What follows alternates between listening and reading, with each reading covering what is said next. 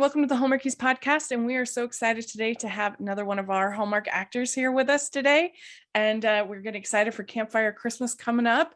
And we have Matt Hamilton here. And thank you so much for coming on the podcast. Yeah, thanks for having me. This should be fun. Yeah. So what we like to do with our guests is we like to start out asking, how did you get started acting? What inspired you to get into acting?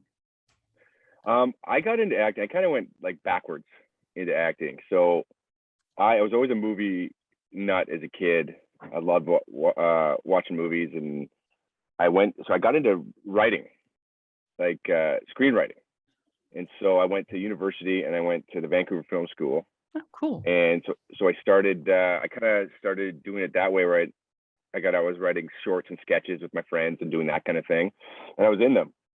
And then a friend of mine who's an actor who I've known a long time, her name's Leah Gibson. She one day sent me this email or Facebook or text. I can't remember which one it was. And she was just like, you need to go to Vancouver. I was in Victoria at the time, which is where I'm at now, actually, funny enough, visiting family. But she's like, you need to go to Vancouver and get an agent. You can do all this stuff and da da da da. And I was just kind of like, okay.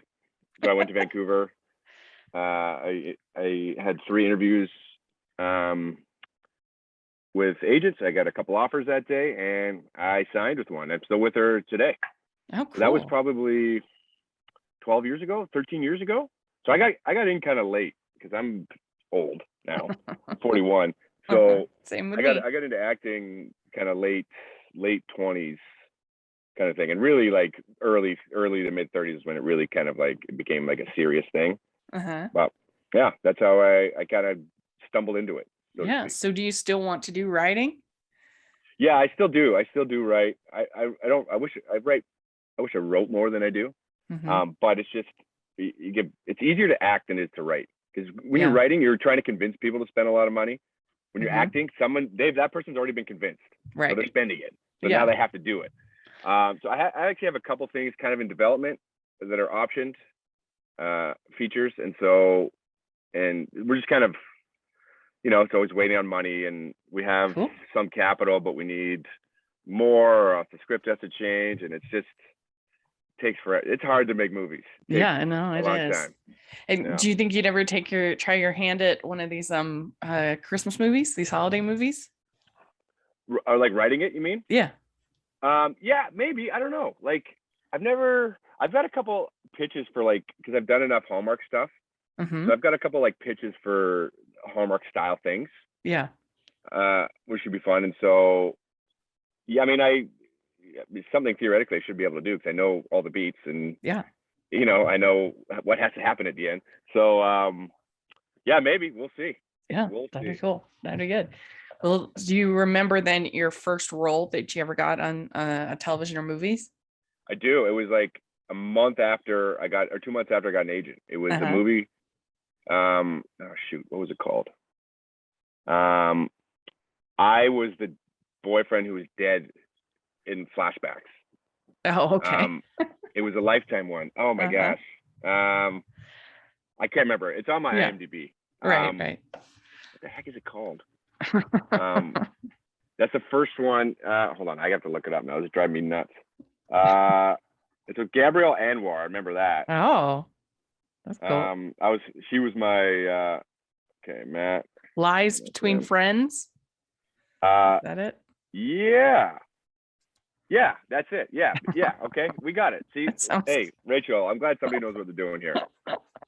Lies Between Friends. That was the first one where I actually got paid to do, or like substantially paid. I'd done like some commercials and like sketches and stuff like that, or short films and series. So that was the first thing I did where it was a real set, and I was like, whoa, I had my own trailer. And were you super nervous?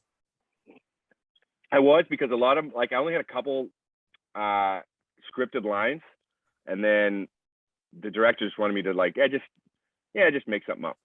When you guys are walking in, and I was just like, oh my god, what? I don't know. And which is like ironic, that's what I love to do now. Like I improv a lot, or I change a lot of stuff if I can, and but back then it's like you're so new, you don't have the confidence to, you don't know what you can say or what you can't say, but it worked out, I guess. I don't know. I never saw the movie, to be honest with you. So I just, I don't know. Your first role for Hallmark, at least according to IMDb, was a novel romance. But did you have any lines, or were you just a Yeah. a football I hadn't player? seen, actually, that seems kind of fun because I rewrote my entire speech. Oh, really? Because, so I was like, I was the lead's ex, and I was a famous football player. And so they had me, the scene was I'm being interviewed after we just had won a big game. And whoever wrote the script didn't, I don't think. Were you her ex? Yeah. Okay. The sleazeball. Yeah. I was I cheated on her, and it was in tabloids and all that stuff. And so the lines, whoever wrote the lines, I don't think had watched a lot of football because it didn't really make sense football wise. So I went to the producer and I was just like, hey, can I change this? If I'm a quarterback, this doesn't make sense that we'd be doing this. And he's like, yeah, sure, change it. Just make sure it's the same length. And so I just rewrote the whole thing. It was pretty fun. It's a good time. Well, that's cool that they let you do that. Yeah. Because that wouldn't surprise me. I don't think that the Hallmark writers are probably like super up on their football. Yeah. And I'm like kind of a football nut. So I was like, wait a minute, this doesn't make sense. They would never do an end around in this situation. So yeah. Yeah. So then you did the bridge part 1 and 2. Yeah. I don't think I was in one unless they had me in a flashback. Oh, okay. But I'm listed as I'm in it. But the second one, I had the worst hair I've ever had in anything I've ever been in. So it's kind of funny. So they did my hair like normal.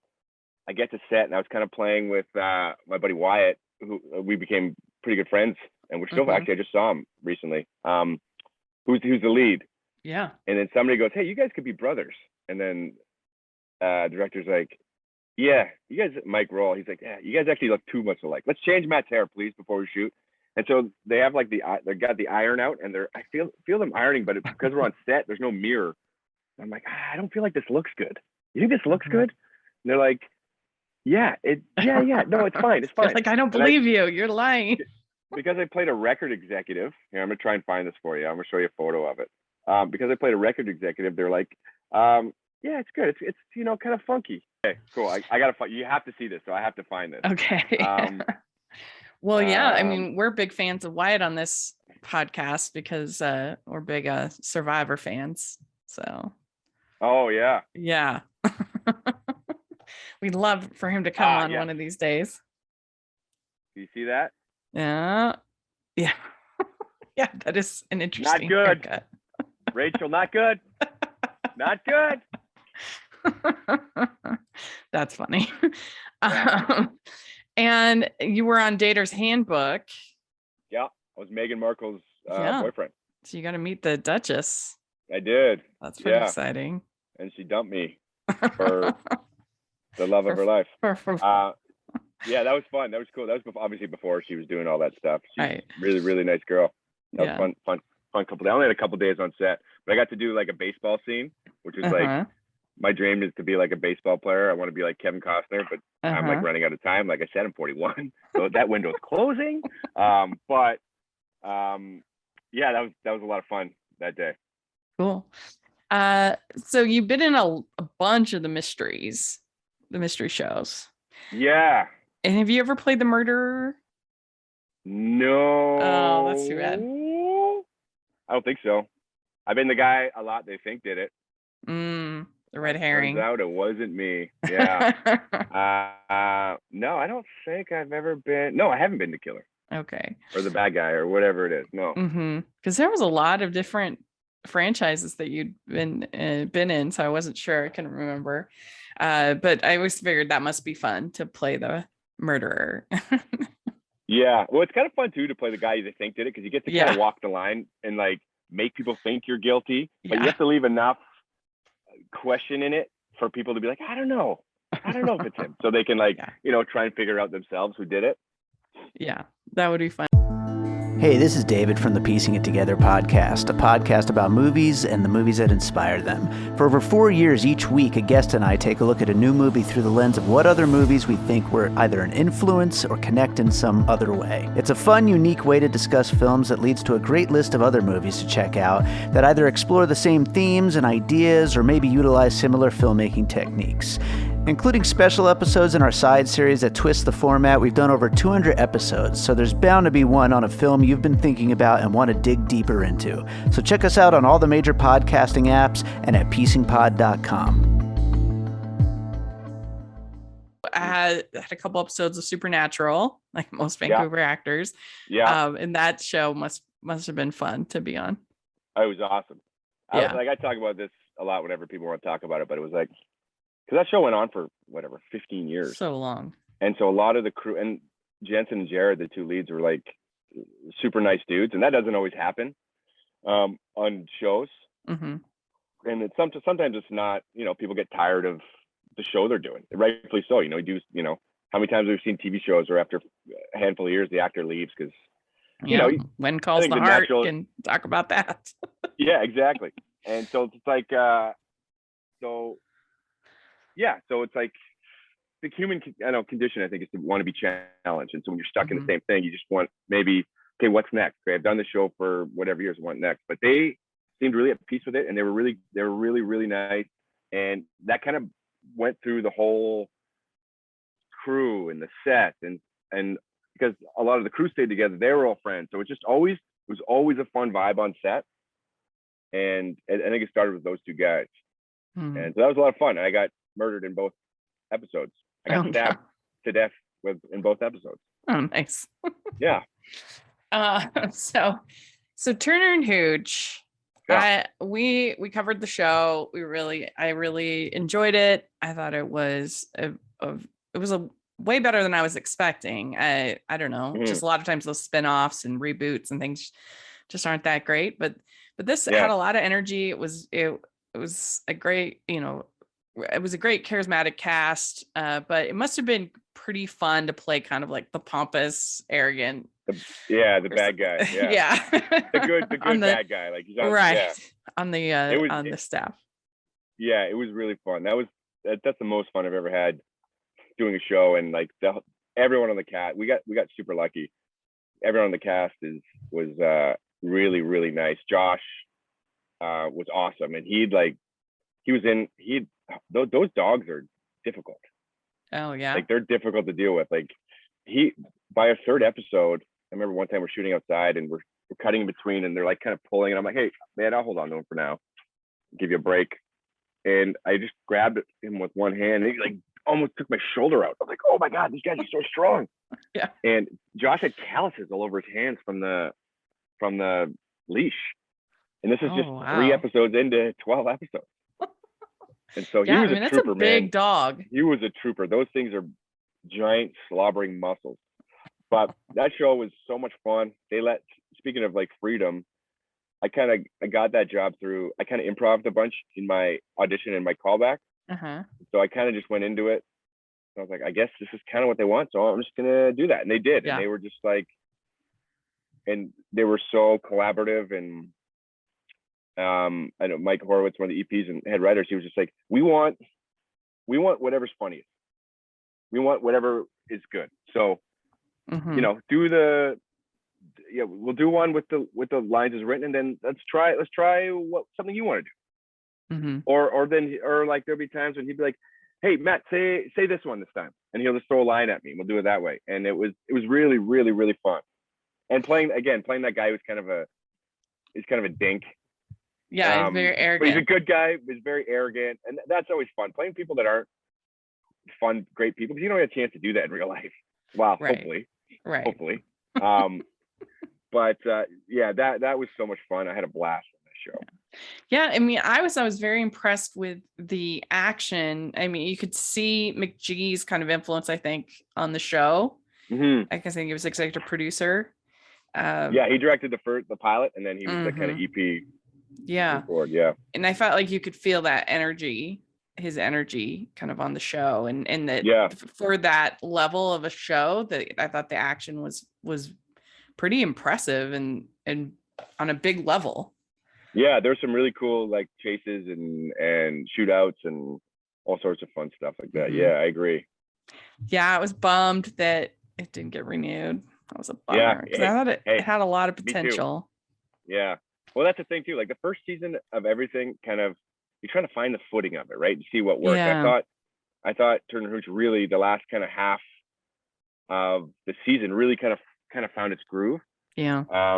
But we came up for renewal at a kind of a tough time because Yeah, the with stock the had dipped. Omicron. And the stock had dipped, and so Disney was kind of freaking out about what they want to spend their money on, because some shows got renewed that we had better like streaming numbers in, Yeah. but they came up before that, and so they just and our show wasn't like super cheap, Right. and I think a lot of those Disney originals are mostly North American IP, like Turner and Hooch and Mighty Ducks and all those things. I don't think they do big numbers worldwide. Whereas if you put the whatever $80 million for our show into like a Star Wars thing or a Marvel thing, that's going to be a worldwide huge thing. So I mean, business wise, I can kind of understand it, but I wish we would have got another crack at it, because I think it would have been a lot of fun. Yeah, I think so too. I really liked the Die Hard episode, where he's protecting the girl. That's great. And then it's funny that's Die Hard's like my favorite movie. Mm-hmm. And that was my first episode in the show, and I'm like, this is meant to be. This is it. My first episode in the show is a Die Hard thing. Yeah. Well, I mean, and then they had Reginald Johnson, I think that's his name, from Die Hard, Reggie. in the episode. So that was cool. Yeah. Oh well. So you've done a ton of these rom-coms, and I'm curious if you have a favorite or a couple favorites that were really particularly fun working on. I usually have a pretty fun time on the rom-coms, because a lot of times I'm like the funny, quirky best friend, and so I get to kind of play. That's like, for me, the most interesting, because the main dude's like stoic, handsome, trying to find love, and then he's got his goofy buddy who can my guy has more room to kind of play and have fun. So I had a lot of fun on. I did one with actually David Strasser, who also directed Campfire Christmas. I did it's called Dating List. They actually cut out my favorite scene in the movie. There's a scene where like I play this book agent, and David kind of let me go full Kramer. Oh, really? And so I kind of was like really spastic, and I had a scene where I'm hiding in like a ghillie suit. Those like military suits that are bushes. So I was hiding in this like ghillie suit that's like a bush, because I'm scared, because our book didn't meet the deadline, and it was so fun and funny to do. But they cut it from the movie, and I was absolutely heartbroken. I still bring it up to David because I'm upset with him. Yeah. Okay. These rom-coms. Let's look at these. What are my favorite ones? Well, I did a movie called New Year's Kiss. The movie actually isn't a very good movie, but we shot it on the island in the same place where I was about to MC my cousin's wedding, and my friend of mine was directing it, so he let me just run with the script. And the actors in it was Robin Dunn, Eric Carpluck, and Karis Cameron. Were really good, and we had so much fun shooting that one. And then I'll shout out one more, because this might be. So I did, it's a movie called The Wedding to Remember. So this one we did right at the beginning of COVID. And so they wanted couples and people who could stay together in 2-bedroom condoms. Yeah. And so it was Grayston and Christina, and then they're a couple. Mm-hmm. And then David Strasser directed that one also. I've done like 6 movies with David. And so a friend of mine, one of my best friends, her name's Rebecca Olson, we agreed that we would, couple up and stay in a 2-bedroom apartment. And we stayed on the resort that we were shooting at. It was in Kelowna, British Columbia. So it was right on the lake. It was so beautiful. We were everywhere. We were 30 seconds from every set. Yeah. So you don't have to get up at like 5 and have that like long drive to set and then go to makeup and all that stuff. It was just like, and we're on lunch. Okay, well, let's go to our room and sit on our patio and listen to music. And so did you have to quarantine? Did you have to quarantine together for 2 weeks? Yeah, we did. Yeah, we did it, but we were both already doing that on the island. Her mom lives in Nanaimo, and I was at my parents' house. So we were both in our own bubble. So then we kind of met up and did our own bubble before. Okay. And then went to Kelowna. I was like, that could test a friendship. It was really convoluted. Yeah. You know what? And I think because we're so similar and we have our own fake. Uh-huh. It was just like, okay, cool, I'll do this or this, and we know what we like. It's like, all right, let's drink some wine and watch Seinfeld. And Yeah. she doesn't like watching. She likes watching reality shows. So that's the Do- one thing where we didn't like totally get along. Although I get sucked into them. I don't like watching them. She throws Yeah. on 90 Day Fiance, and I'm all of a sudden I know 3 characters' names, and I'm like, what's Big Ed up to?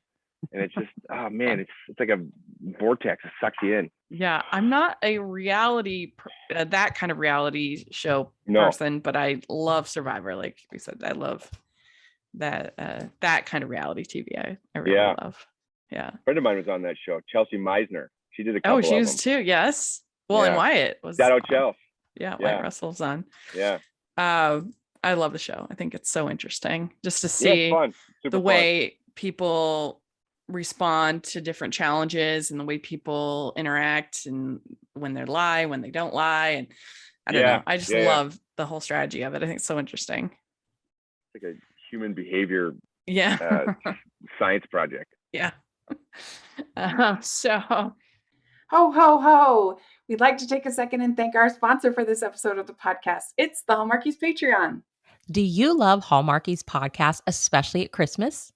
Do you enjoy the holiday previews, recaps, interviews, and bonus episodes? If the answer is yes, please consider supporting the Hallmarkies Patreon. We need your help to do what we do both during the Christmas season and all year round.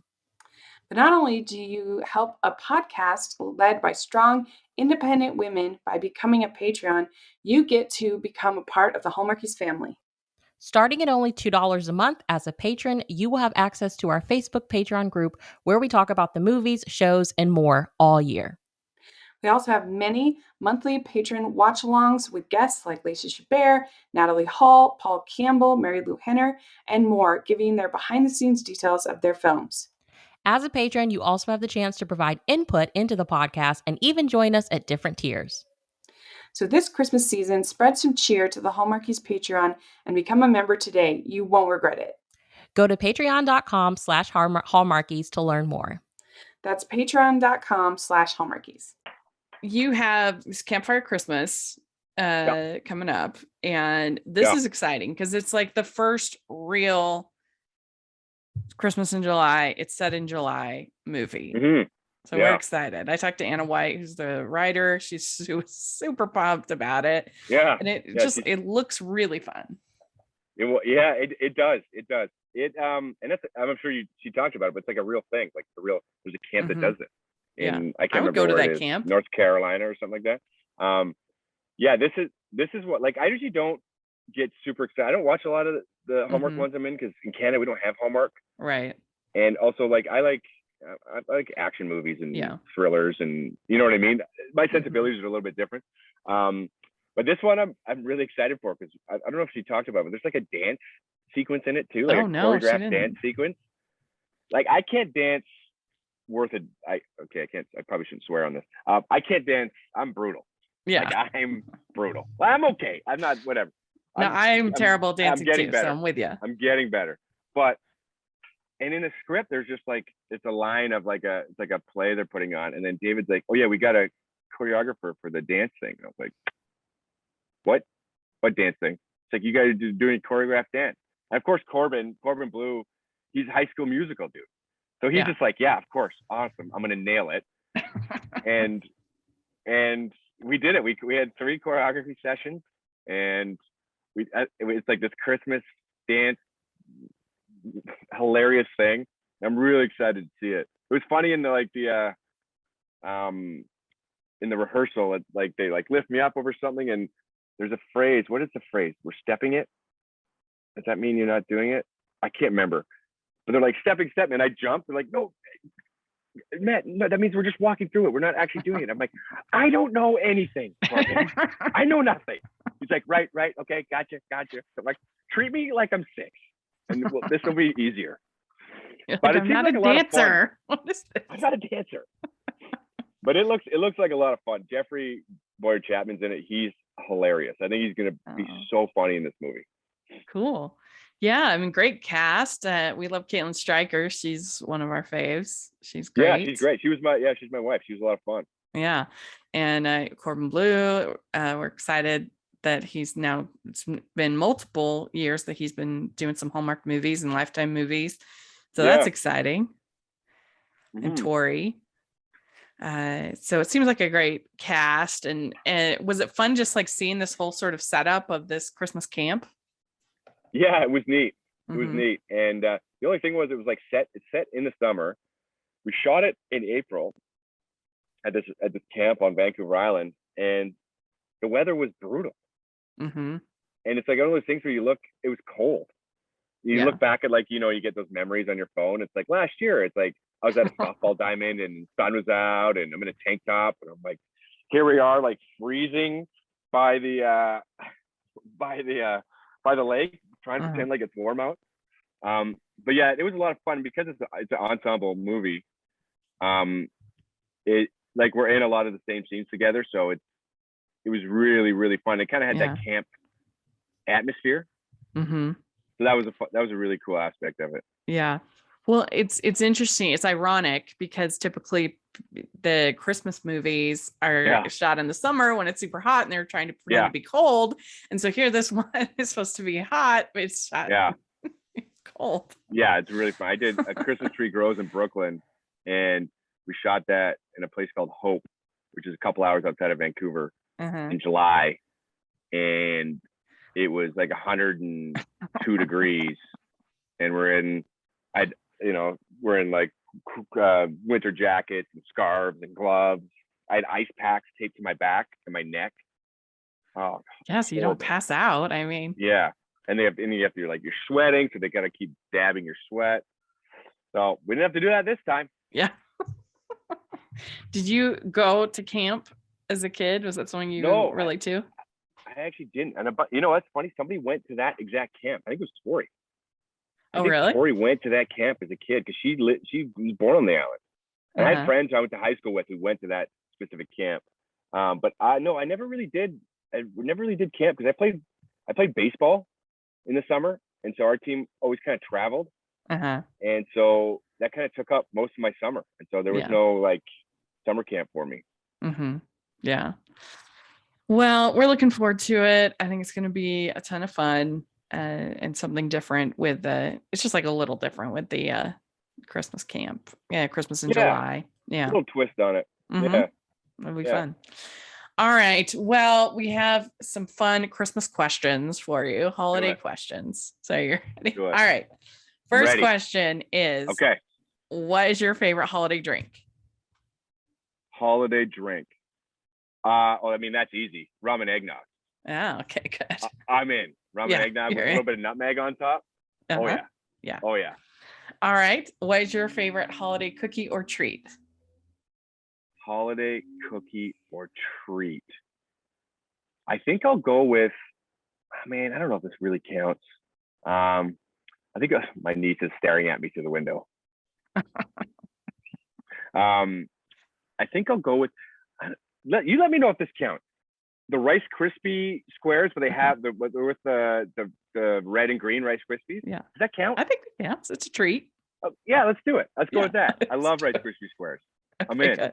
Yeah. All right. Good. Okay. What is your favorite Christmas song or carol? Oh, my favorite Christmas song. Well, you know what? It's so cliche, but it gets every time you hear it, it's that Mariah Carey one. You know, when it starts going, and it's just like, all right, and just kind of, you start vibing. If you're not even in the mood for it, you're just kind of like, yeah, I'm in. So I think probably that one. Yeah, she's the queen of Christmas for a reason. Yeah, I mean, I wish I had a more interesting answer, but that's the one where you hear and you're just like, you're kind of into it no matter what, even if you're sick of it. Yeah, I agree. It's a good one. All right. What is your favorite classic Christmas movie? Classic Christmas movie. Or is it Die Hard, if that's your favorite? I mean, Die Hard is my favorite movie. We watch that every Christmas. But I'll throw another one out there just to mix it up a bit. I actually really like Happiest Season. Did you watch that one? Dan Levy, and I thought that was pretty fun. But I'm going to go with National Lampoon's Christmas Vacation. That's a really good one. That was one that my grandma loved. Yeah. And she would. What's yours? when the squirrel would come out of the tree, she would Yeah. laugh so hard to the point she like couldn't breathe. We're like, Yeah. please grab her face. It's hard. I love so many different ones for different reasons. But It's a Wonderful Life is great. That's an old school throwback. yeah, that one's one of my favorites. I love Charlie Brown Christmas. Oh yeah, Yeah, that one's that's one of my fun. favorites. I love the Christmas Carol. I'm a sucker for almost any version of Christmas Carol, but Yeah. the Muppets is a favorite. Muppet Christmas Carol. Oh yeah, that's a good That one. one's a really good one. It's hard, but yeah, I mean, I also love if you're going the rom-com, there's one called Christmas in Connecticut that kind of started. It was one of the first from the 1940s that's kind of was, at least that I'm aware of, was one of the first like Christmas rom-coms, and it's really funny, hilarious. Oh, okay. So you should check that one out. Okay, All right. Which is your favorite, Scrooge or the Grinch? I'll go the Grinch. Okay, good. All right. Which do you like better, clear lights or colored? Colored. Okay. Would you rather be in a snowball fight or build a snowman? In a snowball fight, definitely. Okay. Yeah, in the trenches. Throw And me you in all there. have water balloon snowball fights, right? In the movie? Yeah, we did. Yeah. That's yeah, clever. Yeah, it was pretty funny. Yeah, that's a good idea. All right. Do you consider yourself a good gift wrapper or not? Here's the thing. This one comes with a caveat. I can be, but a lot of times I don't have the energy, so I just kind of do the basic folds, tape it, whatever. Then won't totally be symmetrical. Yeah. Or if I'm giving something to one of my brothers, I just put it in the Christmas bag, tape it closed, boom, there you go. So I'd say that means probably not.